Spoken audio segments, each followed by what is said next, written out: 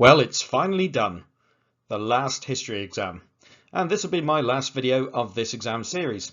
So let's get into my Edexcel Paper 3 reflections for 2024. I'm going to be looking at the same topics that I looked at for my predictions video, which is Germany 1918 to 1939, USA conflict at home and abroad, and Russia and the Soviet Union. First, a little personal appeal. Have I helped you? If yes, help me to help others. I'm a full-time history teacher and head of department, so originally these videos were just made for my students, but now I'm delighted to say that they help thousands of others too. If you want to thank me for my work, then please subscribe, as so many of you have already done so, and thanks to all of you. But better still, stay subscribed now that exams are over. I've already seen my subscription counts go down slightly after the exam period, which I do kind of expect because, let's face it, many of you want to move on from your exams now, and I totally understand that. But if you do want to thank me in some way, then staying subscribed or subscribing anew is the best way that you can do that. Okay, that's the end of my begging. Let's get into the first topic, which is Germany. So what was on this year's Germany 1918 to 1939 exam? The first question was, give two things that you can infer from source A about how Hitler increased support for the Nazi Party in the early 1920s, and that was worth 4 marks. The picture was one that I've used in an earlier video, which we'll come back to in a moment. The second question was, explain why the situation in Germany was unstable in the years 1918 to 1923. The stimulus points given were the Spartacist revolt and hyperinflation. Okay, this seems like a pretty generous question to me, a nice generous date range. There's so many things that you could write about there, so hopefully many of you enjoyed that question. On to question 3. Question 3A. How useful are sources B and C for an inquiry into Nazi methods of controlling the German people in the years 1933 to 39? That's worth 8 marks. And then study interpretations 1 and 2. They give different views about Nazi methods of controlling people in the years 1933 to 39. What is the main difference between these views? Then suggest why those views are different. And then how far do you agree with interpretation 2 about Nazi methods of controlling people? I know that lots of you saw this question as an absolute gift, and I kind of agree with you.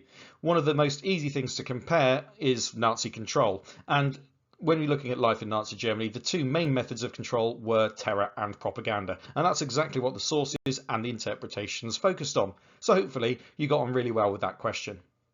So let's consider what came up in the predictions video and whether any of those things appeared.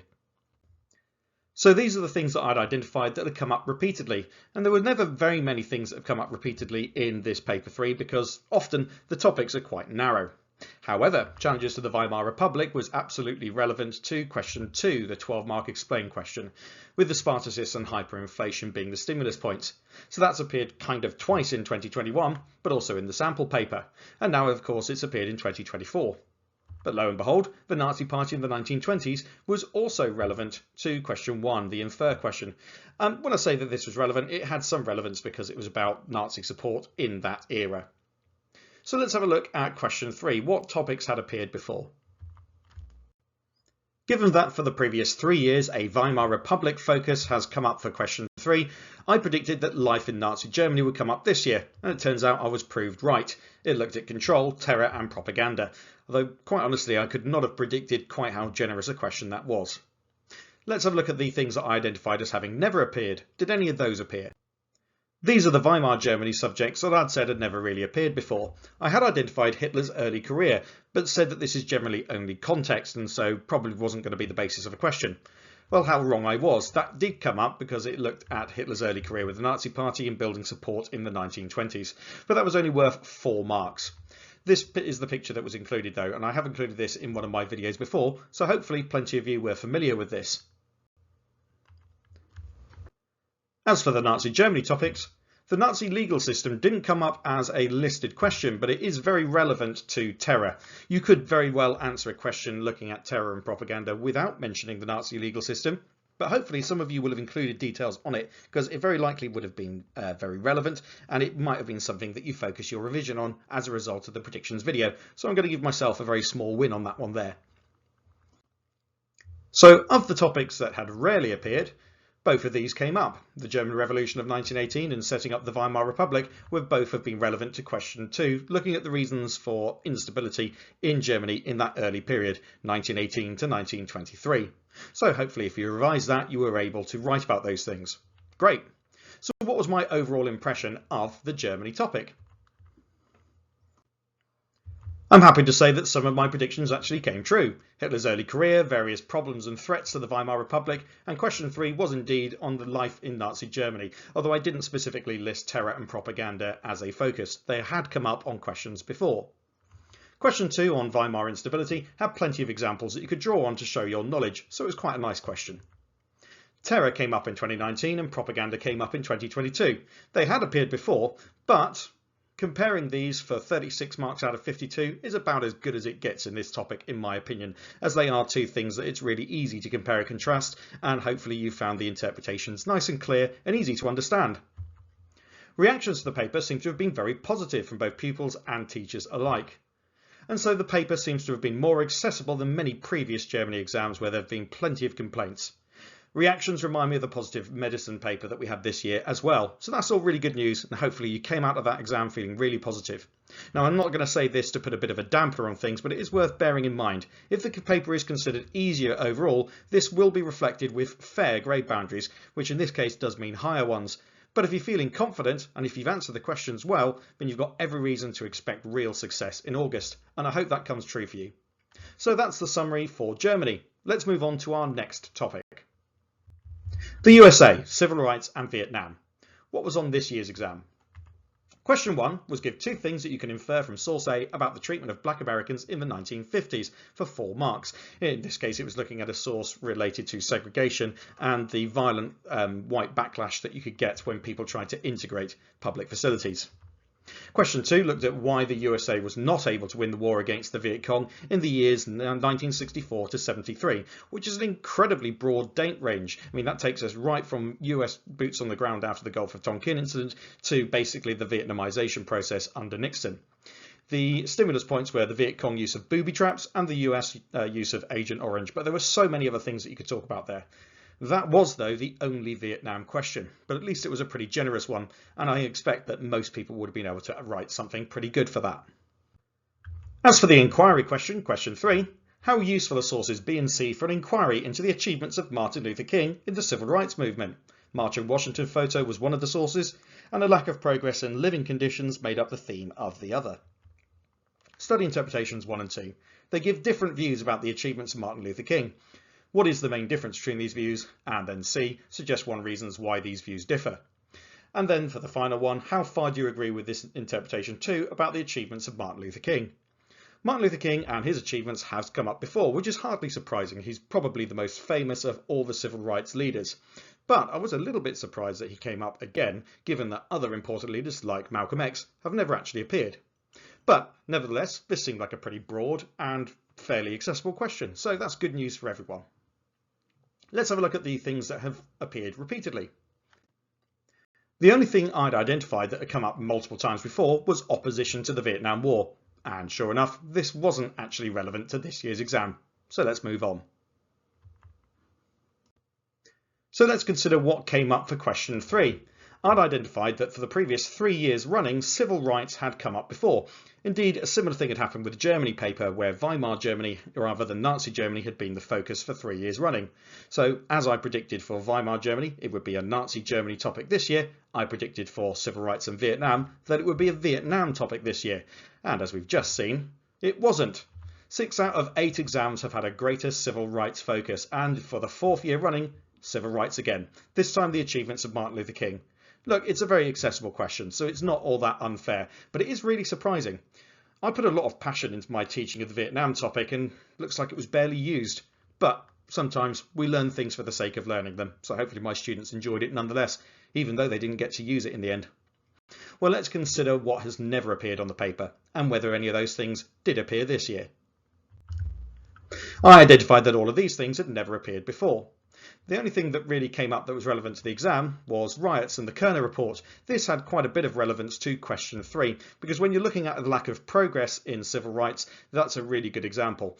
Poor living conditions were acknowledged by the Kerner report as a key reason why black communities were rioting in the mid to late 60s, and it provides a good counterpoint to the legal progress that had been made against segregation and in favour of voting rights earlier in the decade.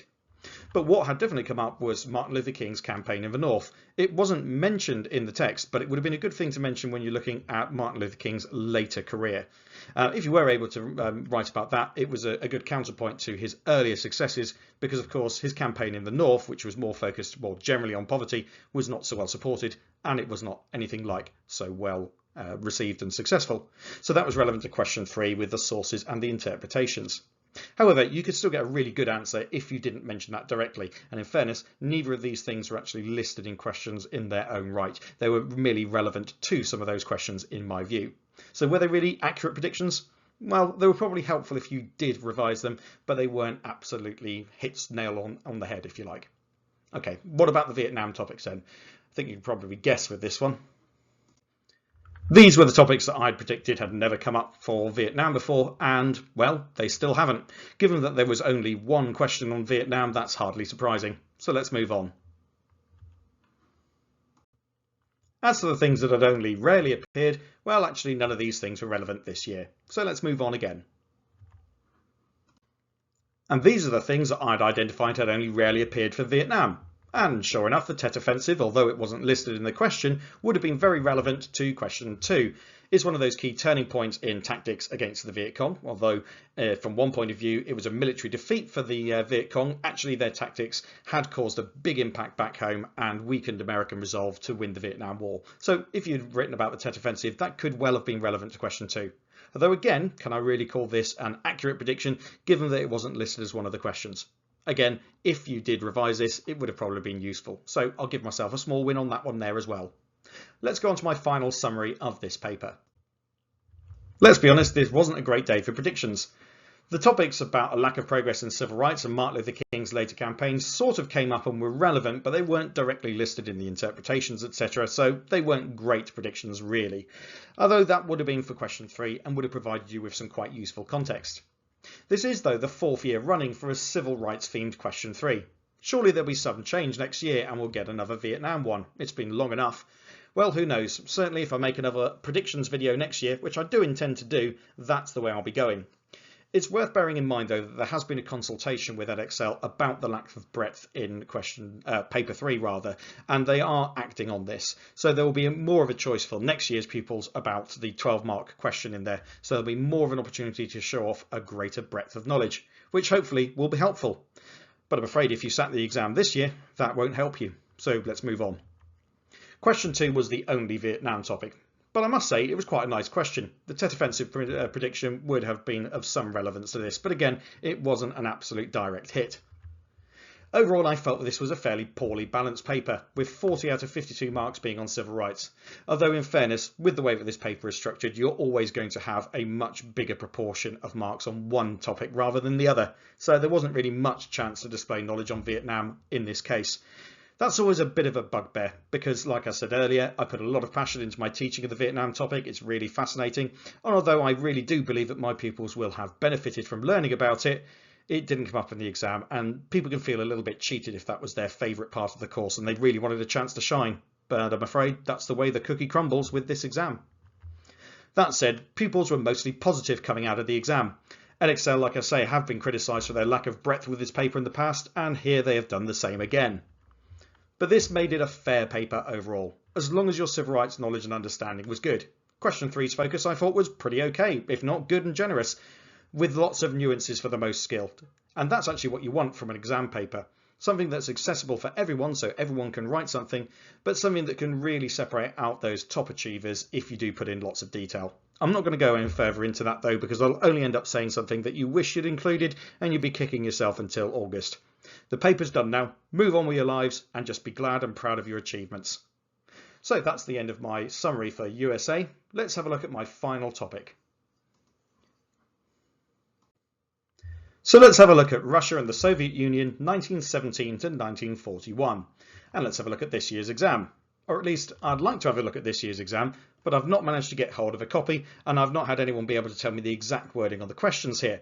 So that means that I've had to sort of estimate what the questions were roughly like by looking at the topics that I'm told came up. However, if I'd waited any longer, this video would have lost relevance, so I would prefer to get it out sooner rather than later.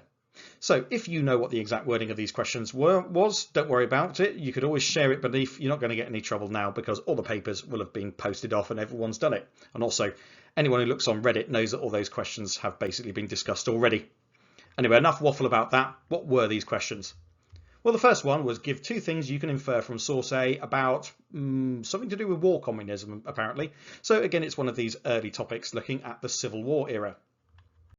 And then explain why the provisional government was unsuccessful. Well, I think that's what it was anyway. It was definitely something about the weaknesses of the provisional government. Again, if you know the exact wording, pop it in the comments below. And apologies, I haven't got it here. What about question 3? Well, question 3 was all about women. How useful are sources B and C for an inquiry into the experience of women in the Soviet Union under Stalin's rule? Okay, I've not seen it with my own eyes, but I'm much more confident on the wording of this one here, and it does sound like that style of question. Then study interpretations 1 and 2. They give different views about the experience of women in the Soviet Union under Stalin's rule. And then why were these interpretations different? And then finally, how far do you agree with interpretation 2 about the experience of women in the Soviet Union? This question seemed to be the one that was the most narrow really, but if you did revise it, then you must have found it pretty accessible. And if you didn't, remember you did have the sources and the interpretations there to help you, and so you can really access this question without having really detailed knowledge already. So hopefully that was helpful. What about the predictions then? Well, these were things that I'd identified had come up repeatedly, and the Russian Civil War came up yet again. Perhaps it wasn't mentioned by name, but it would certainly have been relevant to question 1, the infer question, which was looking at war communism. So the Russian Civil War seems to be a very popular thing that comes up in this exam. As for the topics for question 3, notice that Stalin's Russia has come up for the last 2 years running. Now, when I've done my Germany and my USA topic predictors, I noticed that with Germany, Weimar Germany had come up 3 years in a row, and so therefore I predicted that Nazi Germany would come up this year. Turns out I was right. For the USA, a civil rights topic had come up 3 years in a row, so I predicted a Vietnam topic, and I was wrong. So with this one here, I predicted that there would be an earlier topic, maybe looking at the Bolsheviks rather than Stalin's Russia, and I was wrong. It was Stalin's Russia again, and as we've just seen, it was the experience of women. So that wasn't a very reliable prediction, and it just shows you that the exam board is perfectly happy to put the same sort of era or overarching theme for the question 3 part of the question paper many years in a row. In fact, with the Civil Rights and Vietnam paper, that's 4 years running that 36 marks have been devoted to a civil rights topic. So it just shows you can never really be sure. As for the things that have never appeared, the establishment of the provisional government would have been relevant to question 2, the explain question, so that's pretty helpful first of all. As for Stalin's Russia, there were a lot of topics that have never actually appeared before, but again, this is pretty common for this paper as the focus for knowledge is usually quite narrow. However, differing experiences for social groups would have been relevant to question 3, and family life and women would definitely have been relevant to question 3 as well. Hopefully, if you revised that based upon my recommendation for the prediction, you did pretty well and you felt that it wasn't quite such a niche topic after all. As for the predictions about things that had only rarely appeared, this went pretty well. Weaknesses of the provisional government directly came up, it seems, in question 2, unless I've had a misreporting on what that question actually said. And the reasons for the Bolshevik victory would have been relevant to question 1 with the inference, as war communism was part of their key strategy in their victory in the Civil War. So didn't do too bad there. So what's my final summary for Russia, given that this is the paper that I know least about? So like I say, I wasn't able to get hold of the exact wording for this paper. So if you do know the exact wording of those questions, do pop it in the comments below and it'll really help. However, if what I've heard is right, then predictions relevant to the Civil War, particularly war communism, the provisional government and women in Stalin's Russia all appeared or would have been helpful. So ironically, the paper that I know least well is actually the one that I predicted most accurately this year. Question 3's inquiry was on Stalin's Russia yet again, so that's 3 years running. However, pupils and teachers seemed mostly positive about this paper, though some seemed to feel that question 3 was on quite a small and narrow topic that only covers about a page and a bit in the most popular textbook. But this can happen, and I've seen it happen in lots of other exams as well in my last 15 years of checking these exam papers. So the reaction suggests that this was another fair paper overall, so we can expect a fair bit of stability probably with the grade boundaries, unless there's a bit of funny business with the grade boundaries of the other papers. But that's all out of our control, and I would really urge you not to think about it too much. So let's move on to my final points for this final exam video of this year. So here ends my final exams video of 2024. And so the biggest and most obvious thing to say now is congratulations, you made it. My usual advice about not dwelling on the exams still stands though, no matter how well you think it went. Focus on those last exams that you've got. I believe, for example, there's a science exam in physics on Friday. And then once that's all out the way, you're free to enjoy your summer. And I really hope that you do. As for next year, I would like to expand into A-level. It's something that I absolutely love teaching and I haven't taught for a little while. But I must be honest with you, my next two planned series will be on crime and punishment through time and superpower relations. Quite simply, these are the things with the biggest audience. I'll be reaching the most people and of course helping the most people with their exams next year. But I'm hoping to become a little bit more organised with how and when I get these done. And that's about me adjusting my day-to-day work as well.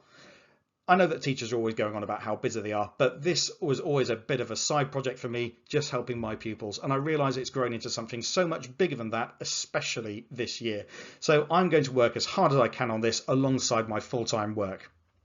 So please do subscribe, and please stay subscribed now that the exams are over if you'd like to thank me for my efforts in this channel. For my part, I've been truly overwhelmed with the reaction it's got this year. The channel's view numbers have grown by about 10 times this year compared to last year, and far more than that the year before.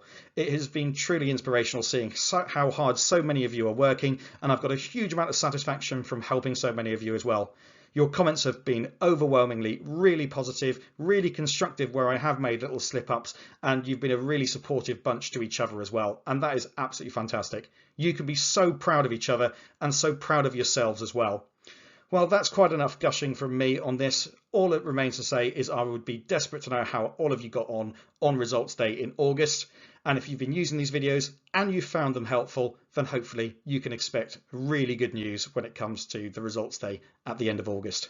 So the last little bit of begging from me is please do subscribe if you want to thank me for all my hard work, and very well done to the class of 2024. I'm sure you've done yourselves proud. Thanks for watching, and until next year, goodbye.